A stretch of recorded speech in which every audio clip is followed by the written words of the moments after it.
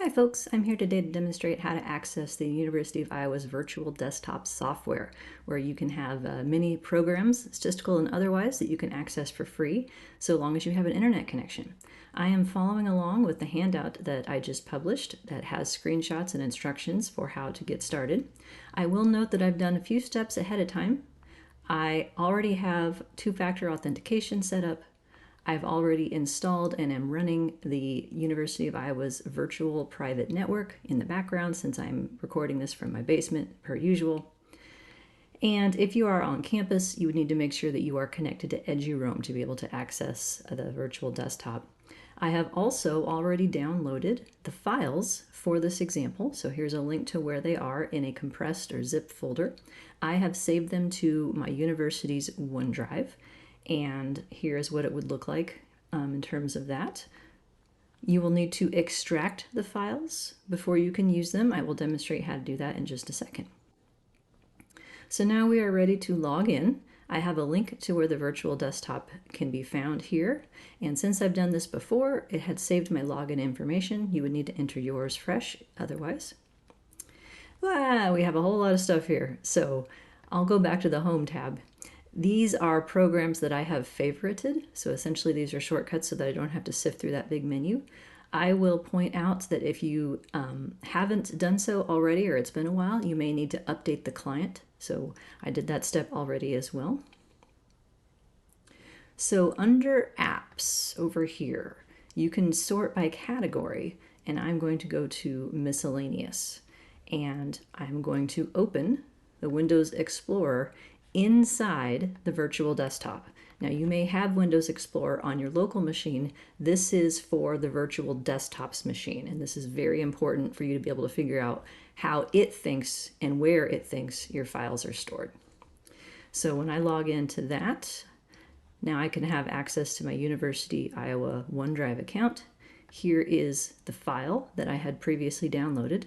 It needs to be extracted before I can use any of the files. So you can do that by right-clicking on it and hitting extract all, or else under the compressed folder tools you can select that as well. So it will make a default name in the same place. You can move it to a different place if you want or rename it if you want. I'm just going to keep the default. And so note that once I do that, I have two versions. I have a folder that has editable files, and I have the original zip folder as well. If I go in here, note that it has a nested structure where the same name appears twice. So if you look up here on the menu bar, for instance, it saved the zip folder under a second folder. So just make sure that if you let it do the default naming, that you're aware that you have two names of the same kind here. All right, so I've got my stuff here. Let me move that out of the way. Next up, we're going to go over to statistical analysis, and these are all the programs that I currently have access to. Not everybody has access to everything, but as far as I know, it is a default that you can use RStudio, so there's one, SAS also, and STATA. Most people would not choose to use RStudio inside the virtual desktop because it is free and you can install it on any other machine, but it is here just in case you would need to do that for whatever reason. And I have note that I have favorited these so that they're easier to find. And I'll go ahead and add RStudio to that list. So that's why they show up over here in my Home tab. So in Windows Explorer then, we got to figure out where it thinks the files are and save that piece of information. Let's see here. All the little windows, I think it went away somewhere. Okay, we'll have to start it back up again. There we go. Okay. No, really, help me. There we go. So I'm going to go into the folder here where all my files are. And it is easiest if you can see the extensions because otherwise they all look the same since they're named similarly. So if you go to the View menu and make sure this box is checked right here, File Name Extensions, that way you can see them all. If you put your cursor inside the bar here, then you can see how this device has labeled the path to my files. So you need to have access to this piece of information no matter which package you are using. So from here, I'll demonstrate how to open files in each of the programs of emphasis. First up is STATA. So I'm going to go to the STATA right here. There we go. So it has this window that pops up, kind of busy, has several different panes to it. I'm going to open the syntax file that goes with example 1.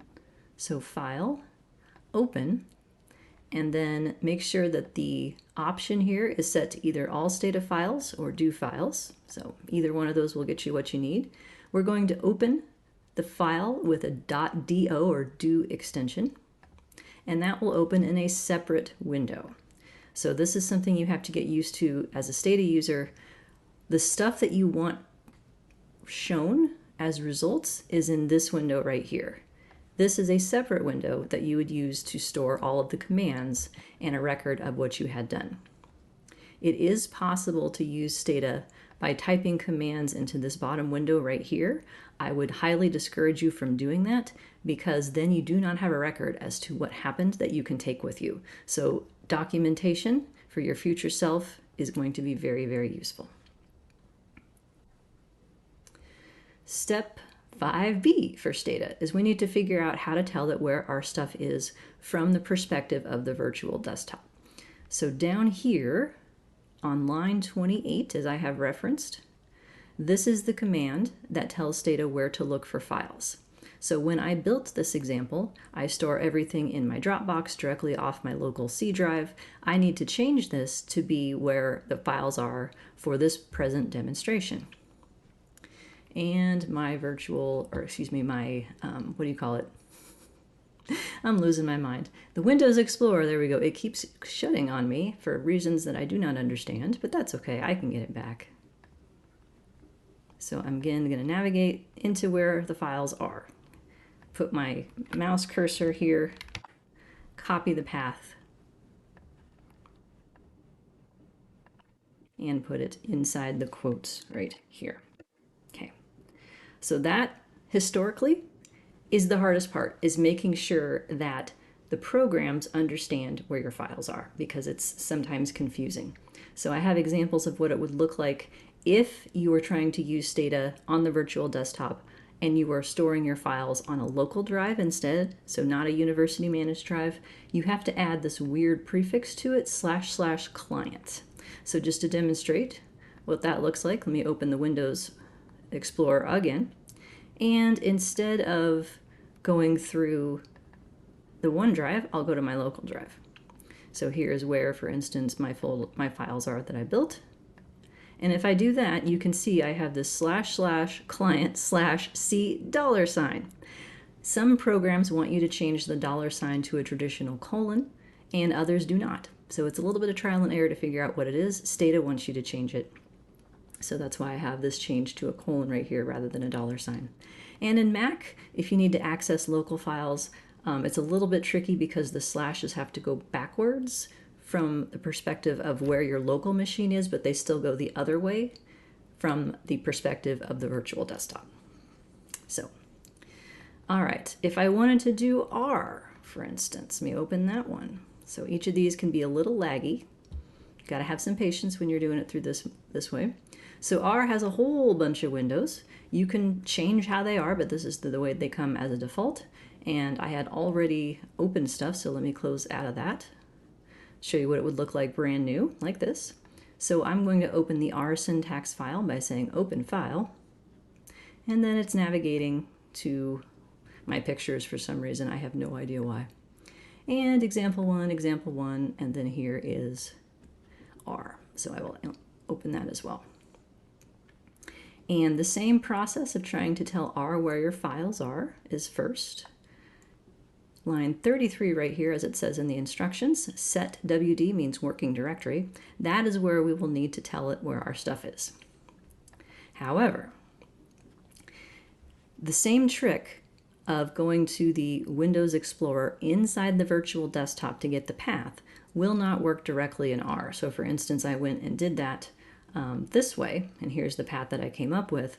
In R, you need to flip the slashes into the opposite direction relative to what is expected by Windows. So I would need to do that. I've already taken the liberty of doing that. I'm going to copy that path, and then I will put it inside the quotes right here. There we go. And make sure you save your work when you change files. So the do file, for instance, I was just working in STATA has a star after it up here indicating it has not been saved. To do so, you would just need to do Control S or save like you normally would for any other kind of file. And I would encourage you to save often, because if your internet goes out or you somehow get disconnected, you may not be able to get your work back. So make sure that you're saving your work as you go, the same as you would do otherwise. So let me get out of that. And then last but not least, just in case anybody wants to learn SAS, it opens with a bunch of windows as well. So SAS starts up with 5 different windows open at a time. Let me move this out of the way here. R opens with a bunch of windows at a time. STATA is the only one that has separate windows for the software, program, and syntax. So in SAS here, I want to put my cursor into this editor window. This is a syntax window, so it opens a blank one for you by default. I'm going to open the one that goes with example 1. So you'll have to navigate to where it is. I've already done that step. .sas is the extension, and here is the syntax as well. Same process of telling it where my stuff is needs to occur. That's on line 22 here, per the instructions. If you don't have line numbers, you'll want to turn those on. So let me just show you how to do that real quick. It's under Tools, Options, Enhanced Editor, and then Show Line Numbers under the General tab. So we already have that turned on here. And so then the path that would need to be changed to put it into the right directory relative to where I started, I will copy that and put it right here as well. And note that SAS has the same issue as STATA in terms of needing the // client if you're going to use the virtual desktop on local files instead. So that is basically it. I have a little bit of information in this handout as to what the keyboard shortcuts are to run things.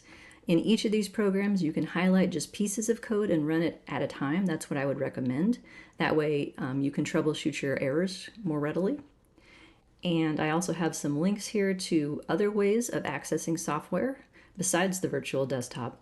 And then finally, I want to point out that these syntax files, so .r is a syntax file for R, .sas for SAS, and .do for STATA.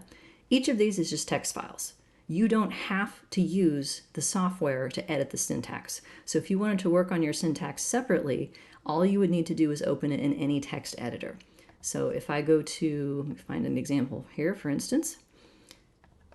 Let's see if I can do it on here.